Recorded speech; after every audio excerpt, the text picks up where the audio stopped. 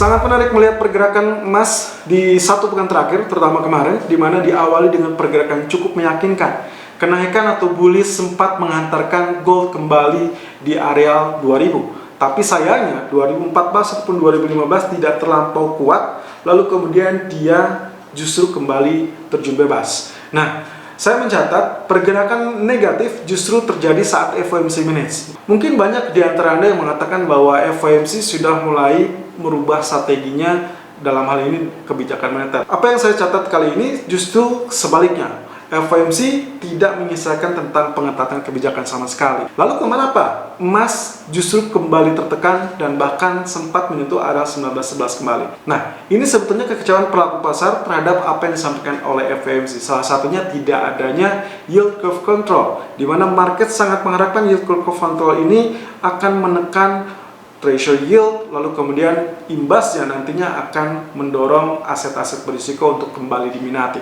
Tapi kenyataannya cukup lain dan Fed tidak mengarah kepada area sana. Kebijakannya tidak ditepati ataupun tidak dilakukan dikarenakan Fed menilai tidak ada dampak efektif untuk melakukannya. Tapi bukan berarti Fed akan melakukan pengetatan kebijakan. Kurang lebih itu yang menjadi catatan paling besar. Nah, kemudian untuk pekan ini sendiri, saya rasa emas masih bisa untuk mengalami rebound ataupun comeback kembali, di mana Jackson Hole Symposium di hari Kamis ataupun Jumat itu akan menjadi sorotan para pelaku pasar yang paling besar. Karena agenda tahunan ini yang akan dilakukan secara virtual tentunya terkait dengan pandemi global, ini akan menjadi isyarat bahwa bank sentral akan memberikan lebih atau justru akan merubah strategi.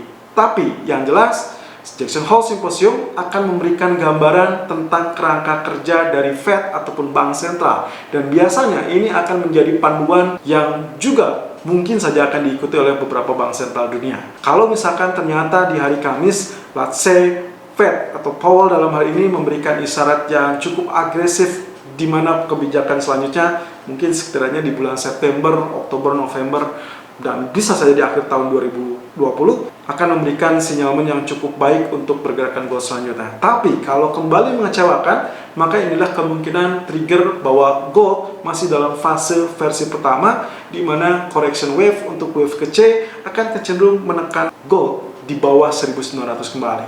Nah, mana yang akan kita tuju, itu yang akan kita lihat. Tapi untuk hari ini, intraday, saya tidak melihat zona berita yang terlampau eksklusif ataupun terlampau besar. Berarti kemungkinan potensinya murni kepada indikator teknikal, di mana dalam teknikal kali ini saya melihat potensi penurunan ataupun koreksi masih belum selesai.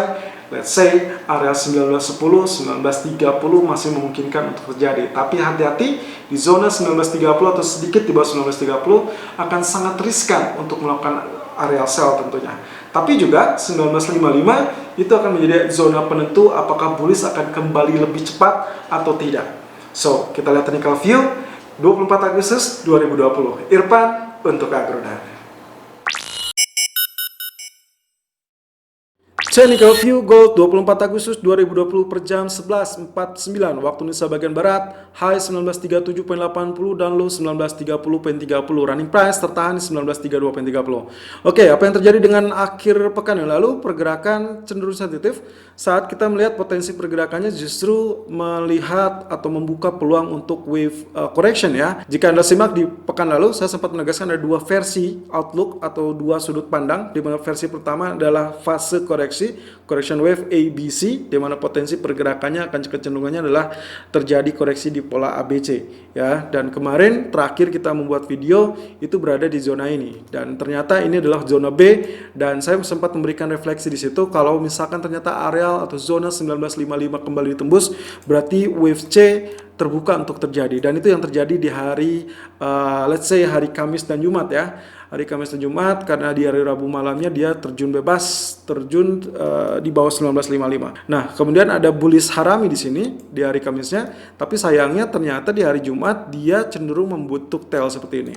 Nah, ini sebetulnya bisa saja kita abaikan, tapi kalau kita perhitungkan ini bisa mengisyaratkan akan terjadi tekanan untuk hari ini. Nah, tapi yang jadi perkara adalah versi kedua dalam zona impulse wave 1, 2, 3, 4, maka ini adalah wave kelima, di mana wave kelimanya membuka kemungkinan peluangnya adalah terbantu dari potential double bottom di dalam zona wave keempat. Nah, artinya kalau kita lihat dari potensi penurunan di hari Jumat yang lalu, ini turun sampai 1911.30. Mengingatkan saya kalau misalkan kita perhitungkan real body saja, berarti kita asumsikan tail yang terlampau panjang di zona 1862 ini kita abaikan. Berarti yang paling terendah itu berada di kisaran 1902 ataupun 1905. Artinya lagi, kalau itu yang terjadi, maka tekanan hari ini akan relatif terbatas di area 1905 ataupun 1910. Dan kalau misalkan ditutup dengan potensial hanging man, let's say seperti ini kan, atau doji candle, maka itu akan mengisyaratkan bisa saja akan terjadi potensial double bottom. Dan itu artinya potensi untuk versi kedua itu masih juga kembali terbuka.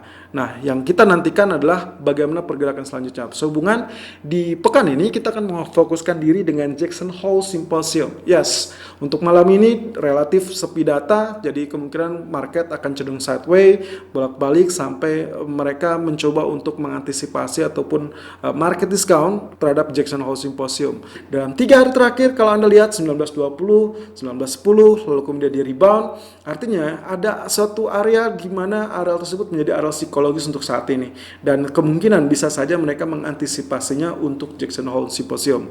But anyway, kalaupun Jackson Hole Symposium mengecewakan, berarti kita akan melihat wave C sebagai versi pertama dari correction wave itu akan kembali terwujud. Tapi kita akan lihat potensi pergerakan selanjutnya dalam beberapa hari ke depan. Nah, di grafik keempatnya sendiri, saya menyoroti dengan potensial pergerakan seperti ini. Kita lihat ya, potensinya swing high, swing low, swing high, swing low, kemudian dia break high. Lalu kemudian di zona kanan, di sisi kanan, saya melihatnya potensinya bukan sebagai head and shoulder, tapi lebih kepada mirip dengan cermin. Jadi kalau saya bercermin, ini adalah titik tengahnya, zona kiri dengan zona kanan. Zona kanan ini mirip dengan zona kiri. Hampir mungkin relatif tipis kita sebut dengan head and shoulder. Ya, kalau kita asumsikan ini head, ini left shoulder, ini right shoulder, bisa saja berarti ini areal neckline. 1930, kalau itu tembus, berarti kita akan mendapatkan zona penurunan jauh lebih dalam setinggi areal ini. Maka areal yang sempat saya tandai tadi, ini bisa saja sebagai zona demand para buyer, di mana mungkin saja akan muncul buyer yang sudah menantikan areal 1880 ataupun 1900. Jadi itu yang saya tandai atau saya remark di grafik forex tadi pagi. Kurang lebih itu yang bisa Anda manfaatkan kalau misalkan Anda berstrategi untuk medium term. Yes, karena untuk Jackson Hole Symposium sendiri apapun bisa terjadi.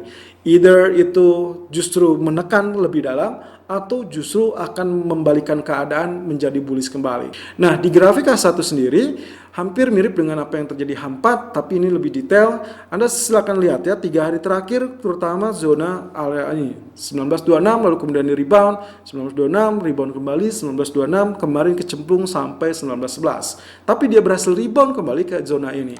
Artinya kalau saya perkirakan pergerakannya nantinya, saya akan mengharapkan fase pergerakannya akan seperti demikian.